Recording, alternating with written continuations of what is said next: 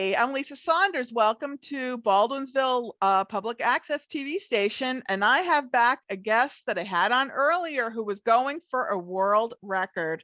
Tell us what your name is and what happened at your event.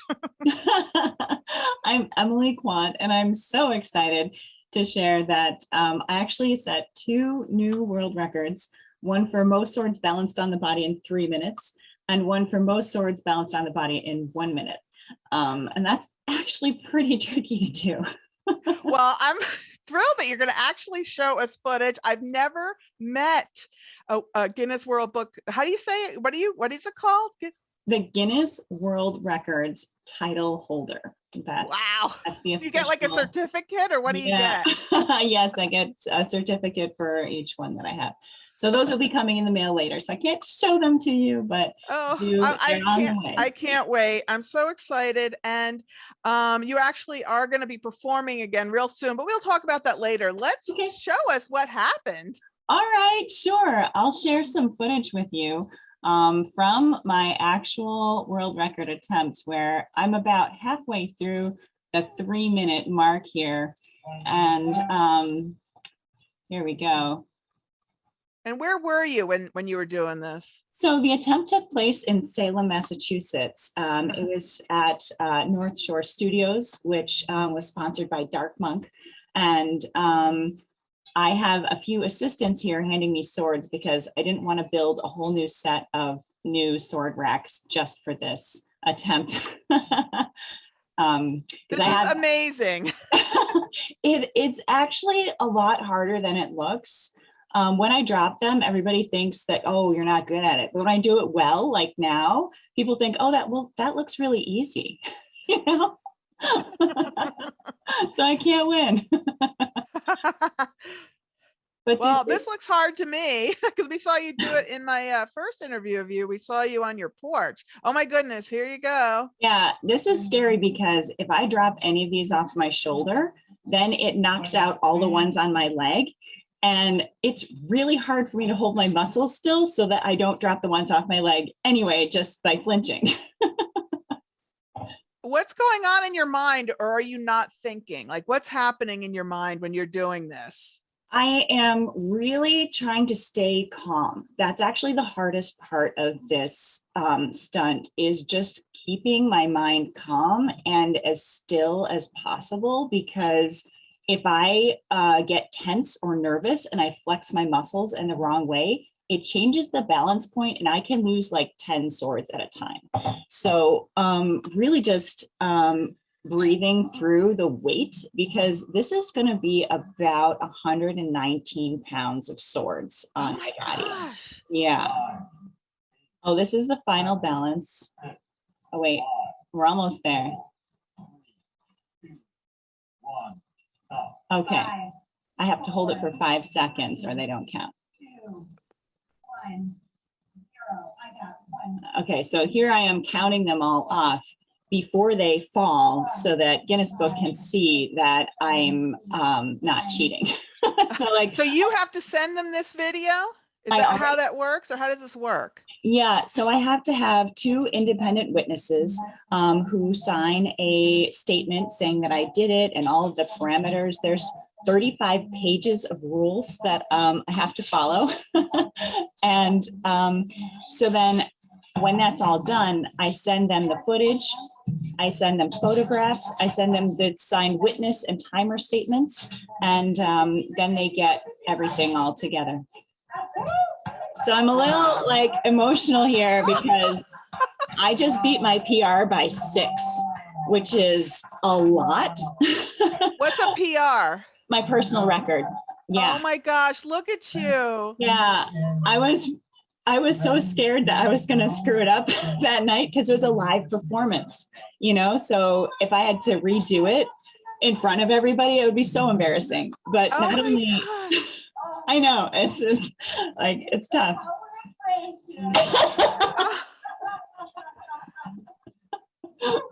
Oh, what I have goosebumps to see this victorious moment.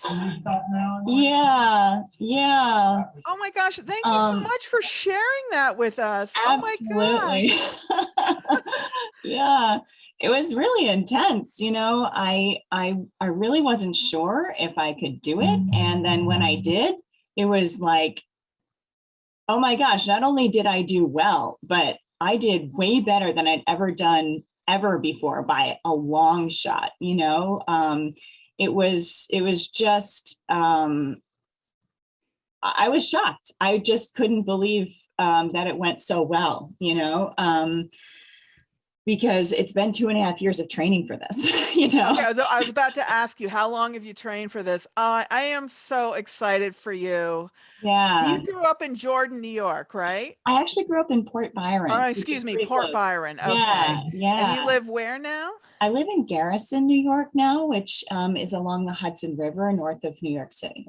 Okay. Now you have some shows that you're gonna show us a show now that you do, because you're a professional performer. This is what you do. Yeah, yeah. I do primarily fire shows. And during the pandemic, I started working on my sword balancing act because there were no venues to do fire shows. So I started working on sword balancing because it's something I can do indoors that doesn't require a lot of space. And I'm not going to burn my house down by lighting things on fire. So yeah, it kind of grew out of that, but I developed this whole like 25-minute sword act. And I'll share a little bit of that with you now. I'm about to perform in Binghamton, New York at the New York Fairy Festival. I think that's 24th through the 26th. So that's a little bit local. I know people are looking for ways to see me perform that are not near New York City. And that's one of my few public performances that's more central New York. But here, I'll show you a little bit of this crazy thing that I'm doing. Yeah, we'll start with the fire part just for the fun of it. Let's see. Okay. Now people can look for you online as well, right? Yes, I'm pyrobellydancer.com and pyrobellydancer on Facebook and Instagram as well. Okay, good. Because so people can follow you and see you online, and then they can actually go visit you if they want to actually see a performance. Are you going to be at any of the Renaissance festivals? Is there anything? This footage is actually from Kingdom Fair, which has still taking place in Putnam Valley. But I am finished with my performances there because I have shows in other places the next 2 weeks. Okay, so tell me what you're doing here.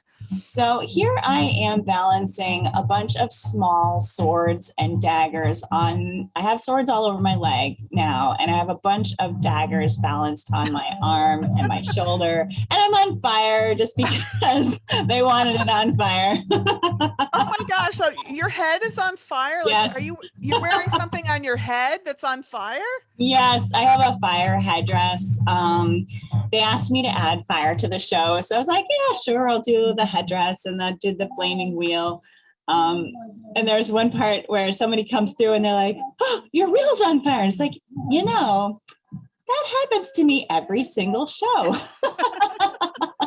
Oh my gosh, if I was a movie producer, I would so make a movie just around you. This is awesome.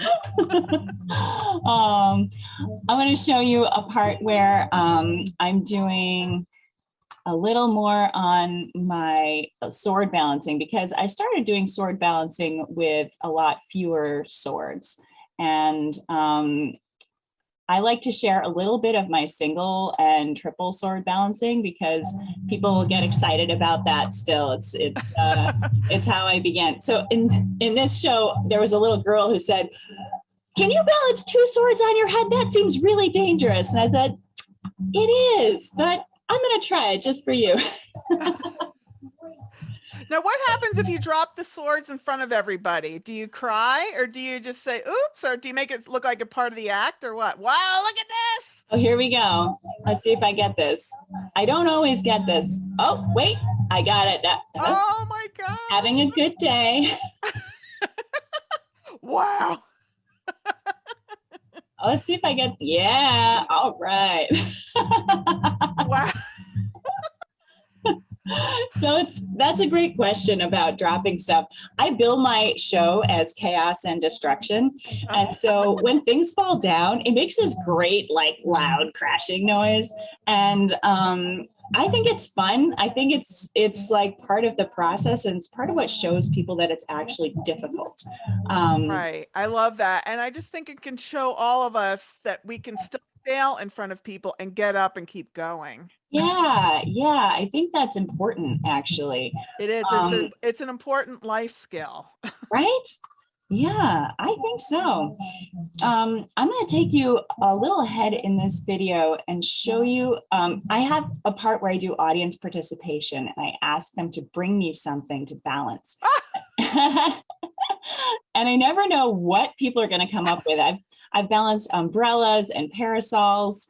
And in this case, I am balancing sunscreen that somebody found. Oh, sunscreen. So you had no idea when you woke up that day that you were, oops, you just dropped it off your foot. Exactly, because I've never used sunscreen before. And it could actually be slippery on the outside if it had some sunscreen on the outside. Right? Yeah. And the funny thing is, it's a slow moving fluid. So as I put it on my foot, the center of gravity shifts as the sunscreen is sort of settling out. This is, there's so many things you have to think about. Yeah. Yeah. But I managed. Oh my gosh. This is so funny. Have you ever had somebody wanting you to balance something really ridiculous or that you just can't do, that you have to say, I'm sorry, I can't, balance your toddler on my leg? Or I do specify that I don't accept siblings for balancing acts. That's not accepted. No explosives, no siblings, nothing perishable. But yeah, you did it. Yeah. It is fun. I love all the different things that people bring up. The other day, I balanced like 6 different buffer swords on myself at the same time. Buffer sword? What's a buffer sword? So a buffer sword is hold on a second. Let me just turn this down a little. Yeah, so a buffer sword is a fake sword that is made out of foam that people use for LARPing and just playing sword fight stuff. And people tend to have a good time with that. But it's they're foam weapons. So the lighter weight something is, the harder it is actually for me to balance. So it was a really tricky challenge to have like 6, and somebody brought me their crutches to balance. And did you? Yeah, I did it. I didn't get a great video of it because it is I had a side view on the camera that day, but yeah, it's always fun to see what people bring. Actually, the hardest thing for me to balance is water bottles, and that is the most common thing for people to have in their hand at a performance, is a water bottle. But the problem is, with the slightest change of angle, all the water goes to one side. Right. All the water goes to the other side, and suddenly it's flipping off the way. So that's actually one of the harder things for people that people give me to balance to do. But it's still fun, but it's tricky. And do people ever give you their cell phones? Because that's another thing people always have on them. Oh, I ask people not to give me anything that's like extremely valuable, unless it's a very fancy sword. I'll accept all the swords. Even a real one? Did anybody ever hand you a real one? Somebody gave me a beautiful live katana with a sheath on. But what was scary is that as I was balancing it, it started to slide out of its sheath. Oh no.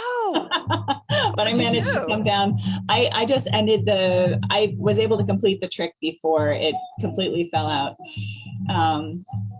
I feel nervous just thinking about your next performance. Anything can happen, and does, it sounds like. That's really true. It is. Life is a dangerous act. Now, so when you were a little girl, did you grow up saying, I want to do this and balance swords and set my head on fire? I mean, what we One of talked a little bit about this in the first interview, so people should go look at that, and because we're running out of time, but Sure. just quickly tell me, did you grow up as a little girl thinking this is what you want to do? No, actually, I remember my mom tells me that at one point I wanted to be a ballet dancer. But I had a lot of different ideas, being an architect, being a scientist, being all different kinds of things. But one of my jokes is that being an upside down sword balancer on fire was not like on my high school guidance counselor top 10 lists of things to do.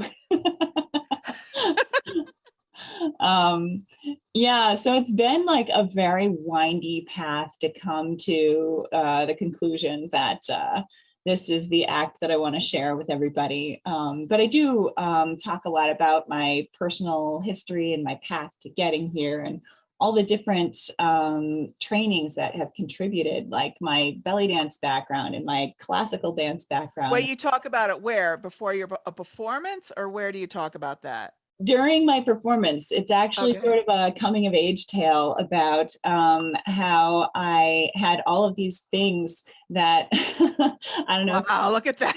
Right? This is so fun to see you while we're talking. I love it. We're really treating our audience to a real thrill. I really hope I don't know that I could come to Binghamton, but do you have a schedule like on your tell us again your website so we can see where we can see you live? Sure. I'm at pyrobellydancer.com, and I do have an email mailing list. And I do have public shows. My next one is in Ocagua, New York, which is near Binghamton. That's the 24th to 26th. And if you join my mailing list, I can send you my list of public performances each month. Yeah, you know what? I don't think I remembered to give you my email address. Can you just put me on? Absolutely. Yeah, Yes. please put me on, because I would absolutely love to come to one of your shows the next time you're anywhere near me. I'm gonna be like I'm gonna feel so proud that I know a Guinness, a record holder, a world record holder. You are the only one I'd love to go to a party with you. We should definitely hang out. Yeah. You must have fun parties, like with all your friends that are performers that do all these strange things. Yeah, I often have fire jams at my house. That's what we call them. Like, everybody comes over and everybody takes turns spinning fire, and there's usually a lot of music and fire pits and stuff, and it's a good time. I wish you lived really closer to me. I want to come to one of your parties. Because I usually go to like writers' parties where we might sit and read our each other's works. And what's funner is when there's a piano player and we can sing with each other. But I have to say, I've never been to one of your kind of parties. And I would love to go. Absolutely love to go. Well, thank you so much for asking me, just letting me to share this for all the folks in YouTube world and out of Baldwinsville's public access TV station. Thank you, Emily. And if you have anything else you want to share, any weird videos you want to show us, please contact me again, okay? Absolutely. Thank you so All right. much for having me. It's been fun. Yeah, it has been fun. Thank you. Take care. You Bye. take care. Bye.